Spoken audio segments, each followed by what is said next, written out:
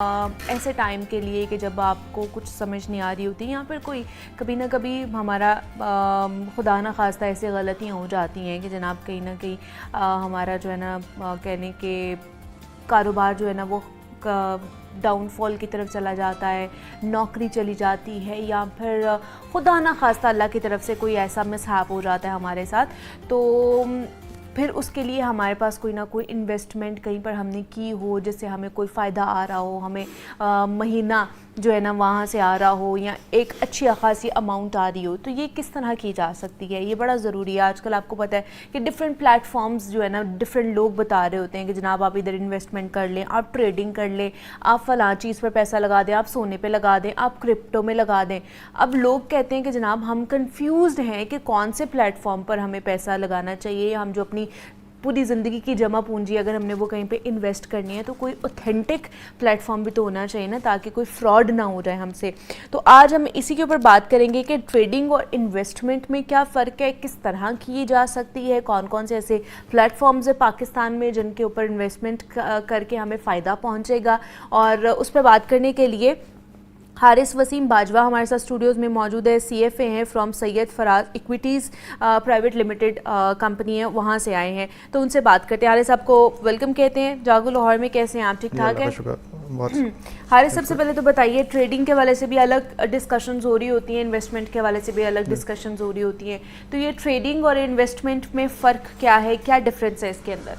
Basically trading जो है वो आप कोई भी एसेट क्लास बाय करते हैं किसी भी एनालिसिस की बेस पे, एक सर्टन प्राइस टारगेट, आप एक पोजिशनल एक आपका होता है कि इस एक आप सेट कर लेते हैं कि वहाँ जाके आपने उसको सेल करना है। एक बाय करते हैं for the purpose of selling, short term उसका हराइजन होता है और उसमें आपको उसकी ज़ाहिर है एक्टिव मॉनिटरिंग करनी पड़ती है, उसकी प्राइस लेवल्स को देखना पड़ता है कि जब वहाँ पे पहुँच जाएगा तो आपने उसको सेल ऑफ करना है for the purpose of definitely profit.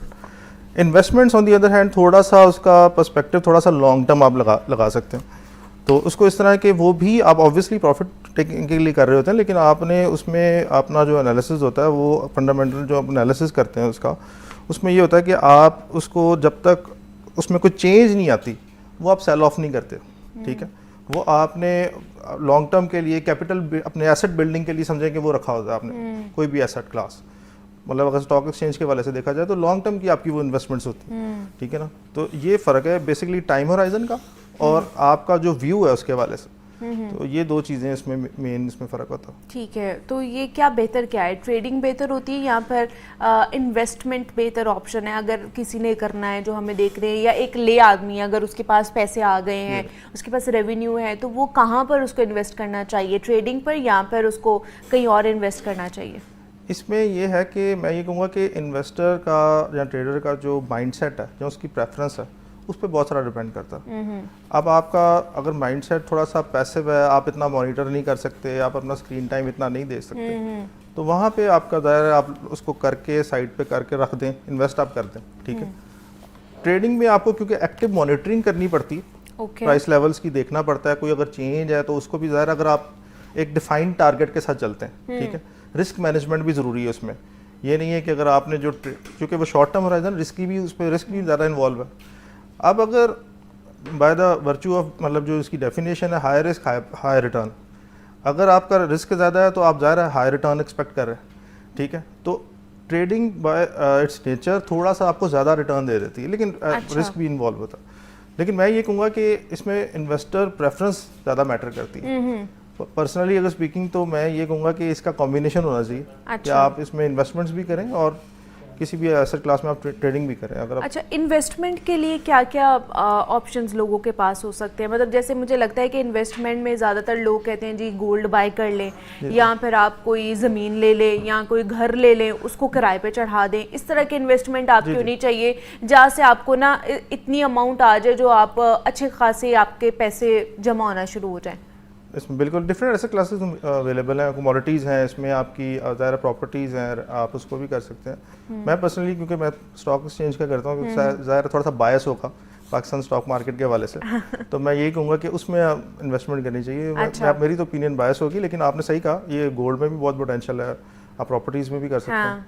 तो ज़रा वो प्रॉपर्टीज़ को थोड़ा सा पाकिस्तान में क्योंकि सेफ हेवन समझा जाता है, सही है, तो उसमें थोड़ा सा रिस्क इन्वॉल्व कम होता है, लेकिन उसमें ज़ाहिर है अब ये भी एक फैक्टर है कि थोड़ा सा जब आप बेचने जाएँ तो उस तरह आसानी से बिकती नहीं है, और आप खरीदने जाएँ तो वो थोड़ा सा उसका लिक्विडिटी का भी इशू रहता है। ठीक है, तो ये स्टॉक मार्केट में ऐसा नहीं होता, स्टॉक मार्केट रिलेटिवली बेहतर है इस वाले से, थोड़ा सा रिस्क ज़्यादा हो जाता है, सही है, लेकिन अगर आप उसको समझ के करें, उसकी अंडरस्टैंडिंग लेके करें तो वो बहुत ही मिनिमम लेवल पे चलेगा। चलिए लाहौर से एक कॉलर है हमारे साथ, शहजाद आलम है। अस्सलाम वालेकुम। वालेकुम सलाम, कैसे हैं आप? मैं ठीक हूँ, आप कैसे हैं? माशाल्लाह आपका प्रोग्राम बहुत अच्छा जा रहा है और हमेशा की तरह इस दफा भी 10/10 मेरी तरफ से नंबर। बहुत शुक्रिया जी, बहुत शुक्रिया। क्या कहना चाहेंगे? मेरा सवाल ये है कि आजकल बहुत ज्यादा ऑनलाइन जो एप्स के जरिए ट्रेडिंग होता है और शुरू में 1-2 दफा तो आपको प्रॉफिट करते हैं, लेकिन उसके बाद वो टोटल आपको लॉस कर देते हैं। क्या मैं पूछा क्या वो सही है? अब वैसे है तो फेक है, लेकिन क्या मैं पूछना चाह रहा हूँ, राय लेना चाह रहा हूँ, क्या वो सही है? लेकिन जब आपको पता है कि है वो फेक है तो फिर आप क्यों करना चाह रहे हैं उसके ऊपर इन्वेस्टमेंट? लेकिन नहीं, मैं कुछ लोग कहते हैं कि जी कुछ ऐसी एप्स हैं जो कि सही हैं, लेकिन मैं पूछ रहा था कि उनमें से कौन सी ऐसी है जो जिनमें हम ट्रेडिंग कर सकते हैं, लेकिन बहुत सारे लोगों के साथ फ्रॉड हो चुका हुआ है। ठीक है, ठीक है, चलिए जी, बहुत शुक्रिया शहजाद साहब, आपने हमें कॉल की है। वो कह रहे हैं कुछ ऐसे प्लेटफॉर्म्स में हमें सोशल मीडिया पर नज़र आ रहे होते हैं ना कि यहाँ पर आप आके ट्रेडिंग कर सकते हैं, यहाँ पर इन्वेस्टमेंट आपको कर सकते हैं, उससे आपको फ़ायदा होगा, आप पैसे कमा सकते हैं। ऐसे चीज़ों के ऊपर हमें इन्वेस्टमेंट करनी चाहिए कि नहीं करनी चाहिए ऐसे प्लेटफॉर्म्स के ऊपर? इसका जवाब मेरा ख्याल आपने खुद ही इसको दे दिया, और ज़ाहिर है इसमें थोड़ी सी स्कैम्स वगैरह भी इन्वॉल्व होते हैं। तो बेसिकली अगर आपको किसी चीज़ की अंडरस्टैंडिंग ही नहीं है तो आप ब्लाइंडली इन्वेस्ट क्यों करेंगे वहाँ पर? तो इससे ऐसे प्लेटफॉर्म्स को मैं तो कहूँगा कि अवॉइड करें, अवॉइड करना चाहिए, बिल्कुल करना चाहिए इसको, बिकॉज ऐसे केसेस हमारे सामने बहुत आते हैं कि जी वो 1-2 दफ़ा तो आपको रिटर्न करते हैं पैसे, लेकिन थर्ड टाइम पे वो पूरी की पूरी ऐप ही जो है ना वो गायब हो जाती है, सबके पैसे चले जाते हैं। तो ये चीज़ें बहुत ज़्यादा हो रही हैं, और ऐसी किसी भी ऐप के ऊपर पैसे ना लगाएं, आप अपने हक हलाल के पैसे ज़ाया ना करें। अगर स्टॉक मार्केट में किसी ने, एक आम बंदा जिसको बिल्कुल समझ नहीं है, मतलब मैं अगर देखूं तो मुझे बिल्कुल नहीं समझ है कि स्टॉक मार्केट में होता क्या है, क्या चीज़ है, और मेरे जैसे अगर जो लोग हमें देख रहे हैं, हमने अगर स्टॉक मार्केट में इन्वेस्टमेंट करनी है तो हम किस जगह पर और किस तरीके से इन्वेस्टमेंट कर सकते हैं? मैम इसमें पहले तो समझे ना स्टॉक मार्केट है क्या। ये एक बेसिकली डिफरेंट जो है ना कंपनीज, जो हमारे लिस्टेड कंपनी, जो एक मतलब कह लें पब्लिक लिमिटेड कंपनीज हैं जो अपने शेयर्स को पब्लिक के लिए अवेलेबल करती हैं फॉर इन्वेस्टमेंट पर्पस। उनका एक ओनरशिप समझ लें ब्लॉक है, आप उसमें इन्वेस्ट करते हैं। उसके लिए एक जो इंटरमीडियरी या बीच में जो कह लें कि एंटिटी इन्वॉल्व है वो ब्रोकरेज हाउस है। आप किसी भी ब्रोकरेज हाउस में अपना अकाउंट खुलवाएं। मेरा भी एक एफिलिएशन एक ब्रोकरेज हाउस से रेनाउंड, जिसका आपने इंट्रो में जिक्र किया हुआ, तो आप वहाँ पे जैसे बैंक अकाउंट्स के लिए आप मुख्तलिफ चीज़ें रिक्वायर्ड होती हैं, इसी तरह ब्रोकरेज हाउस के लिए भी आपको डिफरेंट अपने CNAC बैंक अकाउंट्स और ये वाली टैक्स रिटर्न्स और कुछ इन्फॉर्मेशन प्रोवाइड करनी होती है। अच्छा, वहाँ आप अकाउंट खुलवाएं, उसके बाद आप एलिजिबल हो जाएंगे ट्रेडिंग के लिए। ठीक है, उनकी अपनी भी एडवाइजरी और सारे मामला वो मतलब आपको एडवाइस कर सकते हैं, लेकिन आपने डिसीजन आपका अपना है। एडवाइस वो करेंगे आपको, उनकी अपनी डिफरेंट हाउसेज की अपनी कॉल्स भी होती हैं। अच्छा, कि आप ये बाय कर लें, और आपको ज़ाहिर है आपको एडवाइस करेंगे, लेकिन आपका अल्टीमेटली आप डिसीजन मेकर हैं। तो सही है, ये आपके ऊपर डिपेंड करता है कि आपने, लेकिन क्या इसके लिए आपको कोई सर्टेन अमाउंट चाहिए होती है? क्या इसका क्राइटेरिया होता है कि अगर आपने स्टॉक मार्केट में इन्वेस्टमेंट करनी है या शेयर्स जो अगर आपने लेने हैं तो उसके लिए क्या क्राइटेरिया है इन्वेस्टमेंट का? कितने पैसे होने चाहिए हमारे पास तब हम कर सकते हैं? देखिए मिनिमम तो आप 5,000 से भी अकाउंट खुलवा लें। अच्छा, लेकिन उससे ये है कि आपको रिटर्न आप क्या एक्सपेक्ट करेंगे? आप 5,000 कहीं पे भी इन्वेस्ट करने से आप क्या एक्सपेक्ट करेंगे? उसके आपके चार्जेस ही थोड़े इतने मतलब हो जाएंगे, तो वो आपको फ़ायदा नहीं देगी। ये अकाउंट खुलवाने के लिए मैं आपको बता रहा हूँ।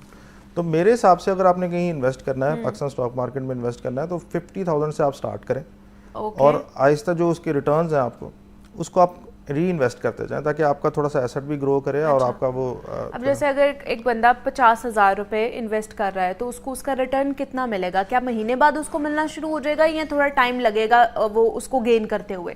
देखिए हमारी जो मार्केट है ना वो तकरीबन समझ लें कि 20 से 30% एनुअल रिटर्न, देखिए रिसेंट ईयर्स में तो बहुत अच्छा रिटर्न दिया 1-2 सालों में अगर आप देखें, लेकिन आप ऑन एवरेज देखें अगर 20-30 सालों का वो ये रिटर्न बनता है। कोई अच्छे साल भी हैं, कोई मतलब ज़ाहिर है उसमें फ्लक्चुएशंस आती हैं, तो आप अगर 20 या 30% भी लगा लेते हैं तो वो तकरीबन 50,000 का कोई 10 से 15,000 बनता है। ठीक है, और वो मंथली आप उसमें डिवाइड कर लें, उसको 1000 बन जाएगा।